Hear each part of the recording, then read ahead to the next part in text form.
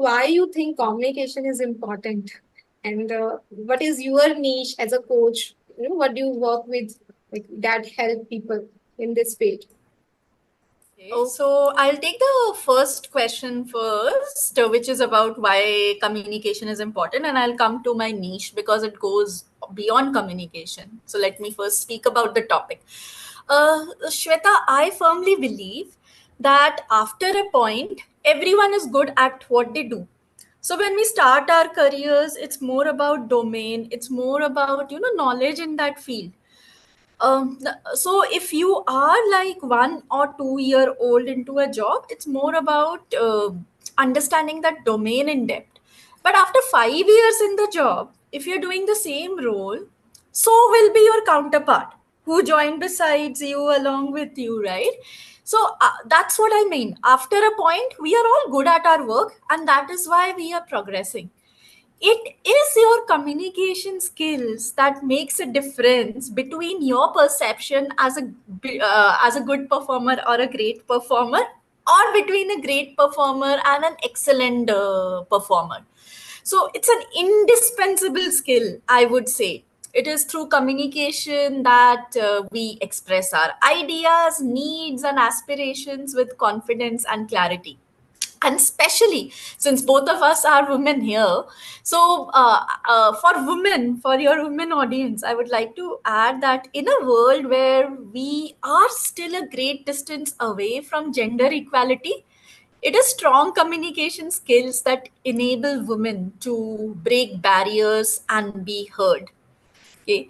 So when people master this skill, master communication, they become formidable forces of influence, capable of driving change in their careers, communities, and beyond. It is communication that gives us the confidence to take our seats in the table, share our stories, and lead the way to a more inclusive and equitable world. And today, all said and done, irrespective of my niche and everything, it is largely due to my communication skills that I am sitting here in front of you to share my story with you and your followers, right? Had my communication not been effective, the messaging would have been lost. So that's about communication, why it's important. Without communication, you will have nothing to share, and whatever you are sharing, the impact may get lost. Now, coming to your second question about my niche as a coach. So, I work with mid career and senior professionals. When I say mid career, they should have worked at least for 7 years, either in present or sometime in the past. So, I also work with professionals who worked for some time, then taken break and looking to re enter the workforce again. So my clients range from salaried professionals in the corporate world. That's like a big niche for me, the demographic niche for me, to independent professionals like teachers, doctors, lawyers, freelancers, homemakers on a career break, entrepreneurs and solopreneurs, and then they go up to the founders, business owners, and C-level country heads like the CMOs, CFOs, CSOs, CEOs, to the directors and partners in big four firms. So broadly, if I say, my clients can be divided into two subsets. The first set is unhappy in their jobs and want to do something else without sometimes knowing what that something else is. So I enable them to tap into their passions and transform the same into profession so that they work because they want to and not because they have to. The second set is happy with their career field but find themselves stuck in the career ladder. And in 90% of these cases, the reasons for getting stuck is executive communication and presence. This is what I have discovered as a coach in the last 3 years since I have been coaching. So, with this set of clients, I empower them to speak with confidence and make an impact through my Empower Yourself coaching program. I also enable them in the process to get better at what they do by leading their teams more effectively or getting more out of their day and expressing themselves more effectively. So, as a coach, career progressions and career transitions, that is my niche. And for progressions, I have found communication as an important element. So far, I have been fortunate enough to work with close to 300 clients across 10 countries in the globe on a one-on-one basis. I work with both males and females. So 100 out of those 300 clients would be women, and the rest would be men. So yeah, that is about my niche and forte as a coach. Wonderful. Like you are guiding everyone to stay ahead in their career as well as to communicate in better manner, in a better way. So, Smita, another question is like communication, as you mentioned, is very essential skill. Everyone must know how to communicate. The next question arises how to communicate properly with clarity, to bring impact. And there are some common challenges people are facing nowadays in their corporate lives, even women or even male. So, how you can suggest as a coach to those people who are facing these career roadblocks, communication roadblocks in their career? So I'll first talk a bit about the challenges and then talk about how people can overcome them.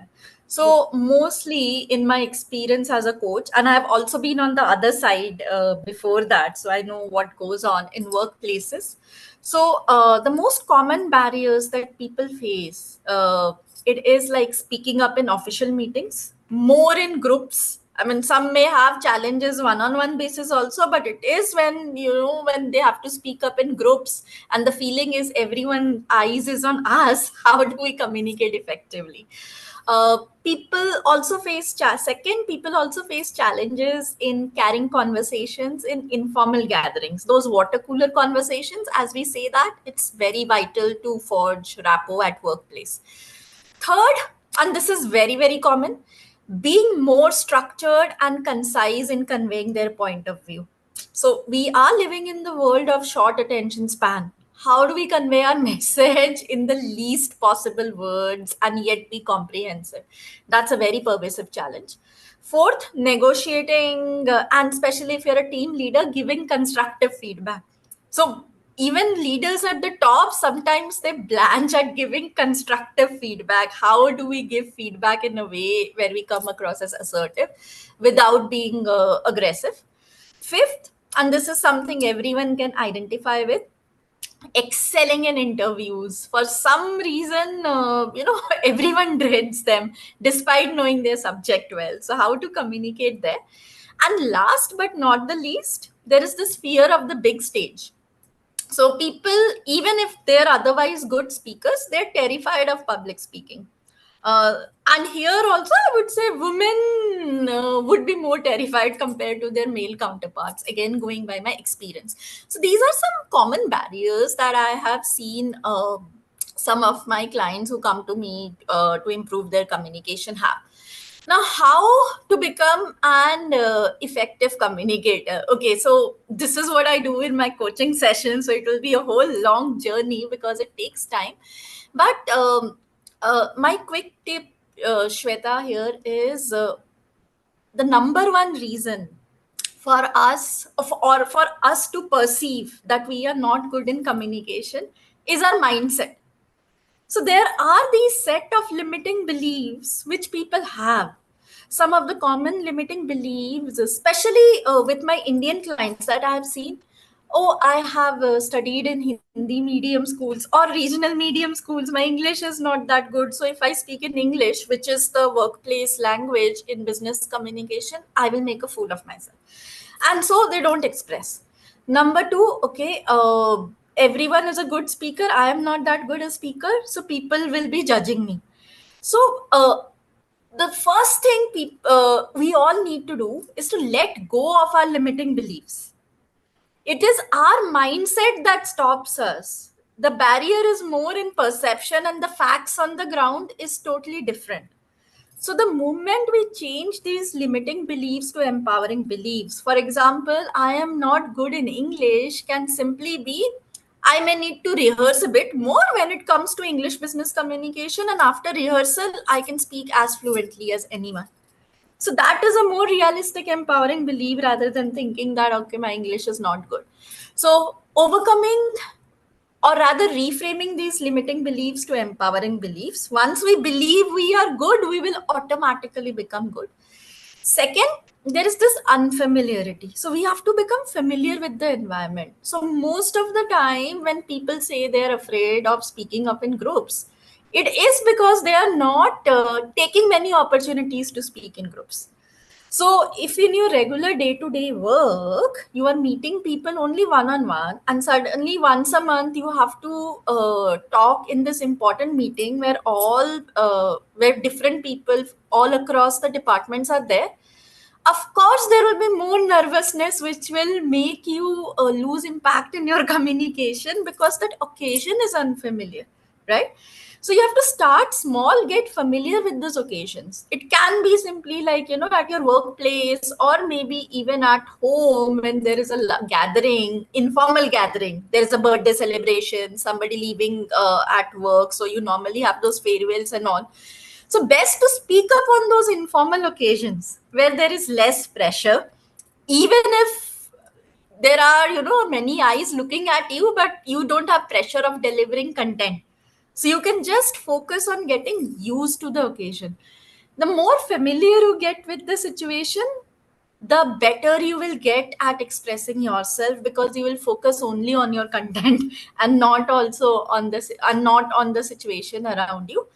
And the third bit, there are certain effective rules. I mean, I spoke about being structured and concise. It's very well to say that one needs to be brief in communicating their messages.